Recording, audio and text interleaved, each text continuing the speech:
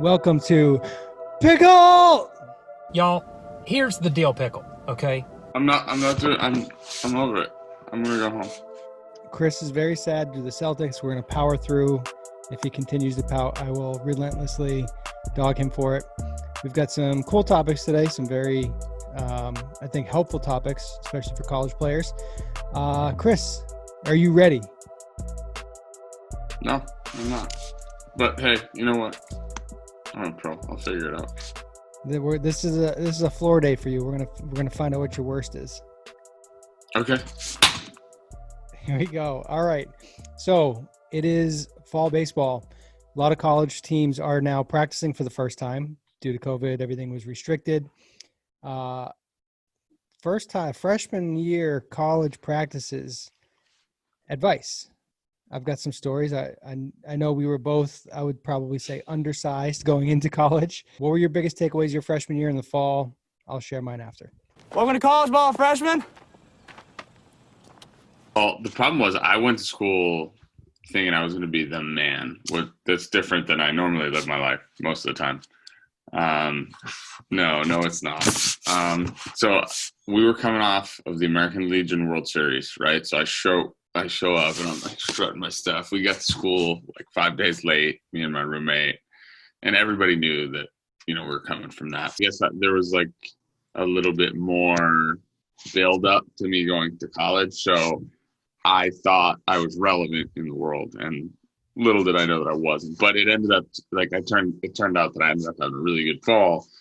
And that was like kind of my first good moment that taught me to be humble in life, because when the season started, I hit like 100 for a good bit of time. So yeah, my number one piece of advice for college freshmen is nobody cares about anything you did before you got there. You're the low man on the totem pole until you post up and show out. Nobody cares that you were like all state. Nobody cares what travel ball team you played on. The worst thing you can do is start to brag about what you've done prior to college baseball, because everybody there has done it already, and they realize that what you did previously doesn't matter anymore. So number one thing, just do not try to be cool by saying, oh yeah, I was this, I was that. Nobody cares. Me personally. So when you get to the big leagues, don't tell independent ball stories. I know a guy that did that and it didn't go well. That's funny. That's funny because you're talking about yourself. There's a tweet, producer Patrick, I'll send it to you so you have it. It says, it's Kyle Wagner, go Wags Kyle. He said the cost of entry isn't the same as the cost of excellence. So just because you got your foot in the door doesn't mean you're good. And you're going to be going up against kids that have been lifting for a few more years than you. They're going to be better than you. They have more experience. They're more comfortable. There's a lot of things going on. So just keep your mouth shut and play and work and impress more with your work ethic than anything you could possibly say with your mouth. Personally, when I got to college my freshman year, I felt like I forgot how to play baseball. The game felt very, very fast around me. Couple instances. The first time I went to cover second base, we had this catcher. His name was Garen Clough. He was like built like a bowling What a ball. name. Yeah. He was a junior catcher, had an absolute cannon, just quick. So I went to cover second base on the first steal, and I was about 10 feet away from the base when the ball went flying into center field. And I was like, what just happened? How is the ball already in center field? The timing, the pace of my game, and like when I would have to go cover second base was not the same in college as it was in high school. And I just remember playing second base, feeling like an idiot because I think the base runner beat me to the bag in addition to the throw. And I was like, what just happened? How did that happen so quickly? And feeling a little scared, feeling worried. And that's normal. I think that's my big story with that is it's kind of normal. The game moves faster. Every single runner is faster than every single batted ball. Not every batted ball, but the hardest hit balls are going to be harder. Pitching's going to be faster. Everything's quicker. Thinking's Dudes quicker. are going to have better beards because they're older. Beards. The other thing that happened that really surprised me a ton was guys were starting to just command both sides of the plate. There was a pitcher. His name was Justin Blood. My first live at bat was against him, and I felt like he was throwing 112. Found out later that he was one of like the softer throwing guys on the team. And I was like, oh no. He like painted on the inside corner to me. And I don't think that really happened ever in high school. Nobody like really like, throw my front hip off the plate kind of inside corner. And yeah, it was scary. But the more you see the speed, the more you get used to it, the more normal it gets. It takes a little bit of time. So don't panic, trust yourself, have fun, work hard. I think you just have to, I think this is the first time in your life where you have to balance humility and confidence really well, because for the most part, you're growing up, you're developing with guys around your town. Even if, when you go to high school, even if you're the younger guy, people probably know who you are. There shouldn't be a ton of fear. You should know the high school coach before you play your first day of high school baseball. But then when you get to college, it's different because you've got seniors who have no idea who you are and probably could care less. And a whole new environment. Everything's new, which is the challenge. But you have to be confident about your skill set. And then I still think maintain that humility that allows you to kind of not think you accomplished anything, or it's always about that fine line. It's about balance. Some guys go in that freshman year and they struggle. Some guys go in that freshman year, have a great year. And some of it's from being just naive enough to work hard and go get after it or whatever. And then, people talk about sophomore slumps and expectations, but just stay humble, but be confident. Yeah, it's definitely a tough balance. There's a lot going on that's new in your life with school, with being away from home, with living in dorms, with the food, with everything.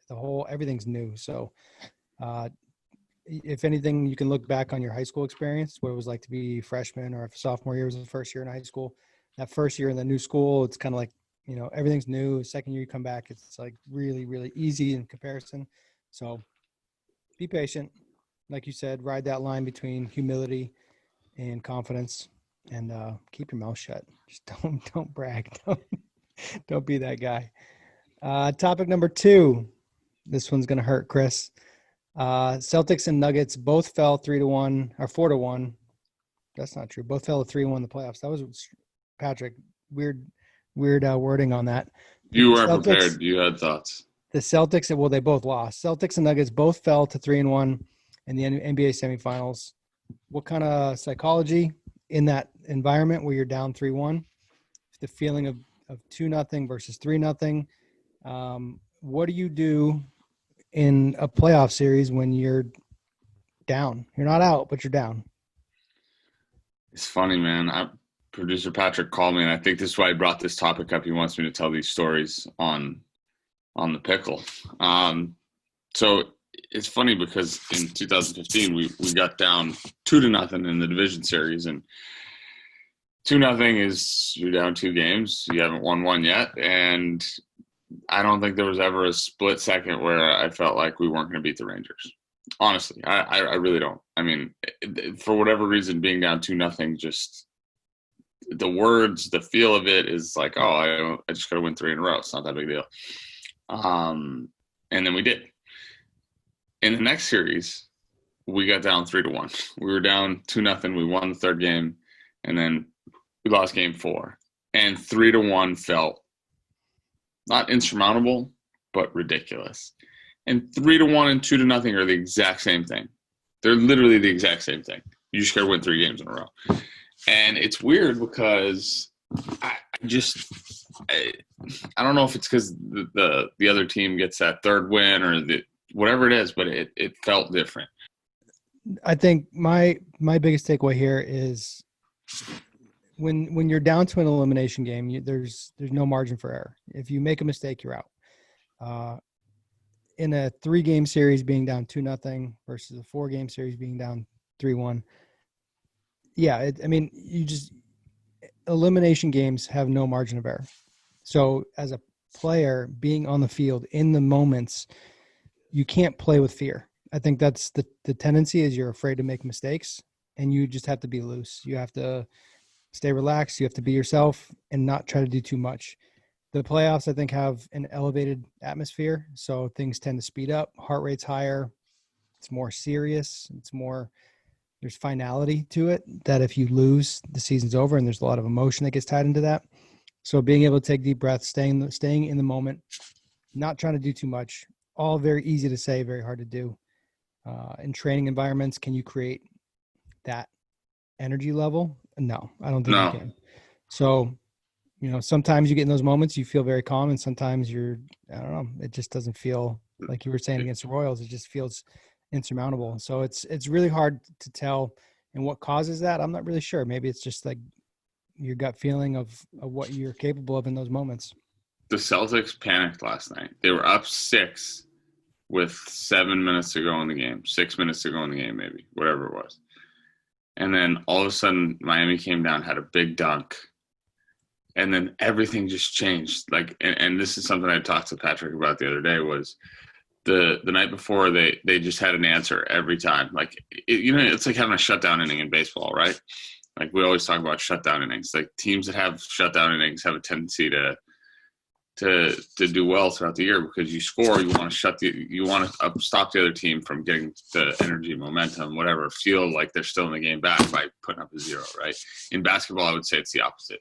You score, you get a score, or they get a stop or whatever, and they go down and score to cut it to 4. If the Celtics come back down and hit a shot and make it 6 again, like, that gap can't close, right? And what I would say, to the point of the baseball thing, and this is so weird, right? We were down 3-1. We won game 5, so we got it to 3-2. We go to Kansas City. In the 8th inning, we hit a 2-run homer to tie the game. So literally, we're 1 run in 1 inning of defense, 1 run and 3 outs away from winning that game, and then having a game 7 in our laps, and it felt like we lost 4-0. Like, that's the way I felt. I mean, like, we were in the series, by definition, so maybe it felt like we lost 4-1, but it never felt like we were close to a game 7. It just in my brain, I guess. I don't know why it's so weird. But. Do you think that was a clubhouse feel that?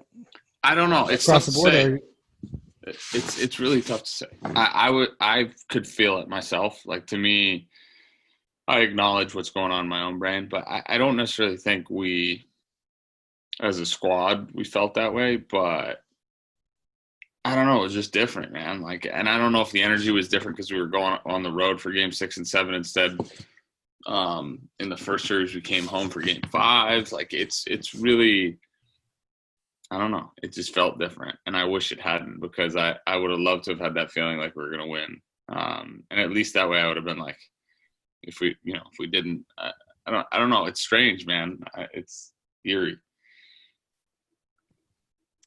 It's just weird how that energy kind of happens and exists, where you feel it or you don't, and it can mess with your confidence. It can mess with your whole outlook for the day. Juan Soto. Also, I told you he's the best player ever. Juan Soto's good, man. He is putting up some ridiculous numbers this year. Where's the tweet? 351, 490 on base, 695 slugging, 13 homers, 37 RBI. I think most impressive, 41 walks with 28 strikeouts. He's 21 years old. I want you to do this. I was thinking about this yesterday. So I was looking at Rougned Odor and Joey Gallo's seasons, and I was thinking about Juan Soto's season. I said, if you add Rougned Odor and Joey Gallo's batting average and OPS together, it'll get to Juan Soto's. Like, if you put their batting averages together, it'll be Juan Soto's batting average, and if you put their OPSs together, it'll be Juan Soto's OPS. I'm going to do a comparison between Juan Soto and Michael Trout. Yeah. Based on age to this point. Juan Soto is higher in batting Best average. Best player ever. Higher batting average. What else we got? Splits. I mean, it's just giving me batting average. That's ridiculous. How about slugging? Way higher. Way higher. Soto's ridiculous. So from a swing standpoint, really simple, but really incredible angles. I mean, he goes backside with ease. He goes pull side with ease. He's got swagger, that little crotch grab, shuffle move he's got going on. I mean, he is confident, young, Very good. Backs it up. He's the best player ever. I mean, that's a little extreme, but he's the best player. I told you at the beginning. I told you in episode 1. I was like, if I'm starting a team, I want that guy. He hits lefties. He hits righties. He hits guys that throw with both arms. If you're going to start a team, he's tough not to choose. For his age, for his performance, he's absurd. Where does he go from here? How does he get better? Does he need to get better? Nope. Will he get better? Where's the when does development stop for somebody that's so good like this? If you look at Mike Trout's numbers, if you look at Mike Trout numbers, he's been consistently good. He's like a 290-ish, 300-ish type hitter. We've talked before about the plus or minus 30 on the batting average. Trout's power numbers have kind of gone up. He's stealing less bases. Where's Soto going to go? If he's hitting 350 as a 21-year-old, is the batting average going to go up much more as he learns the league? Is the pitching still going to get better so he's not going to go up? Where do you see him going? I think we have to describe what getting better actually means. The numbers are completely arbitrary, right? The batting average it's going to fluctuate. It's going to go up. It's going to go down. I mean, to make the argument that he might hit 400 is irresponsible. So what is getting better?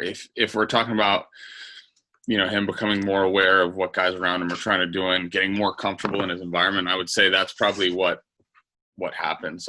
You get as much publicity as he did last year, winning the World Series and doing what he did and being as good as he was. And I mean, he was the World Series MVP. There's no doubt about it, other than the fact that Strasburg dealt, right? So if you took a position player, it was going to be Soto. The reality of it is, what is getting better at this point? Is it going to be having the ability to hit the ball farther? Is it going to be the ability to hit the ball harder? No, it's none of those things. It's not, hey, how do I get more hits? It's just, how do I be more present? How do I just be more engaged every day, day in and day out, and go wire to wire, really, and keep that consistency? Because I think over the course of time, this was a shorter season. Obviously, he missed the first, week or whatever it was, or 10 days, which makes it even more impressive because he played 47 total games.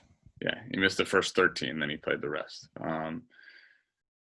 Look, getting better at that point is about developing mentally and developing your maturity. So, at 23, how much maturing and developing is there? And listen, is there still a chance that you lay an egg every now and then? Sure. I mean, there's just so many factors that go into being good at baseball, and then having, the chance to create numbers that are, that are off the charts good. And I think that's why, he seems like a really good combination of intelligence and naivete and youthful exuberance, and finding that balance as a player is what I think allows you to create your best seasons. Final topic, and I think this is hilarious. Good job, producer Patrick. Just general comments on Bill Belichick's press conference apparel. Is he compensating for Cam Newton's swag and outfits? I heart Bill Belichick, so he can wear whatever he wants. I think he does it on purpose. I think it's very comfortable in his own skin, notorious for just caring about football and not caring about talking to the press. What's funny is he'll talk to the press when they ask him football-related questions that are about strategy and scheme, and he's very eloquent, but he just doesn't want to talk about personal, stupid stuff. By the way, Coach Bill's my friend. I met him that one time. So, my friend Bill. Can I call my friend Bill? Yeah, that's fine. Being a Patriots fan, and the Patriots are the closest I get to being a fan of anything. I have a very high appreciation for Bill Belichick. He actually reminds me of my dad. You've met my dad. Yes. He's so literal that if you ask him a specific question, he will give you a specific answer. If you ask him a question about, if you don't explicitly say what you want him to answer, he just won't. He won't infer anything. He won't, jump to any conclusions. He won't offer up anything he doesn't want to offer up that doesn't need to be offered up. In terms specifically of the sweatshirt, which I'm sure we're looking at right now, like, at what point do you throw that away? At what point has he been like sleeping in a cave studying game film? What happened? I think, listen, I think you have to make a serious effort. I've been notorious for doing this. You make a conscious effort to like downplay your attire so that people underestimate you. I think that's what's going on there. And frankly, I don't think he cares. I'm just going to be straight. I just don't think he cares. But did did he leave that in his like in his summer camp that like the moths got it, like, you know, like the whole mothball thing where like a bunch of like squirrels were eating his sweatshirt, and then he's like, oh, I gotta get my grinder sweatshirt. So he just cut this. I mean, look, that's like leaked from I have go-to shirts. I have go-to shirts, like whether they're workout shirts or whatever. Like, dude, it's like a good pair of jeans. When they have holes in them, you just keep them. Like, you keep going to them. It's your jam, bro. Like, you'd think you would have a new shirt sitting next to him, but I'm very curious what transpired to create that situation with that shirt. I mean, it's got holes in it. It's trendy. It's derelict. It's throw up a bunch of scenes from Zoolander. What would you say your trademark is, if you have one? Well, I guess the look I'm best known for is blue steel. What's that look like? Maybe he's going to kill the Prime Minister of Malaysia. Who knows? I fully appreciate Belichick's look. You got any post show for us, other than being sad? I'm not going to watch the finals now. I'm just not going to watch it. Who do you think is going to win? Who do you think is going to win the NBA finals? I think the Lakers are just too much to handle. Like, if they play the way they're capable of it. I mean, I felt like Miami should have lost in every round, but nobody's beat them yet. So, what about MLB? I feel like I don't want the Dodgers to win because it feels like they've won more recently, but they haven't. It's just they keep getting there.